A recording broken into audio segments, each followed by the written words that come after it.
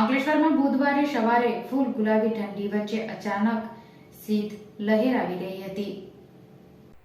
બુધવારના રોજ સવારે પૂર્ણ ઠંડીનો ચમકારો જોવા મળ્યો હતો, જ્યારે સવારે 8 વાગ્યા સુધી ફૂલ ગુલાબી ઠંડી અને આચ્છાદિત ધુમ્મસ ઉત્તરનો વાયરો દક્ષિણ તરફ ફૂંકાયો હતો।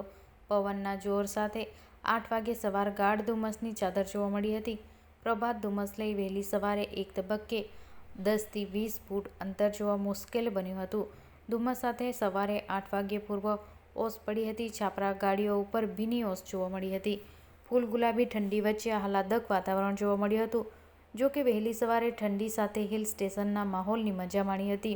અંકલેશ્વર શહેરની ઓળખ સમાન સ્વર્ણિમ લેકવ્યૂ પાર્ક ખાતે પહાડી હિલ સ્ટેશન જેવો માહોલ જોવા મળ્યો હતો, જ્યાં તળાવ ઉપર ધુમ્મસની ચાદરને લઈ આકાશ સાથે તળાવ જોડાઈ ગયો હોય તેવો માહોલ સર્જાયો હતો, તો વોકવે જાણે નીલ ગગનની સૈર કરતા હોય તેવા ભાસતા હતા, જેને લઈ અંકલેશ્વર જાણે હિલ સ્ટેશનમાં ફેરવાઈ ગયું હોય તેવો નજારો સામે આવ્યો હતો।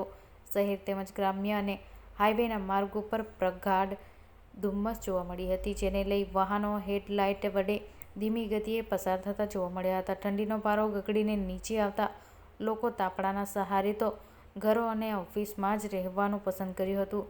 બપોરે 2 વાગ્યા સુધી લોકો ઠંડીનો અનુભવ કર્યો હતો, જે બાદ ધીરે ધીરે સૂરજદાદા બહાર આવતા ઠંડીમાં રાહત જોવા મળી હતી।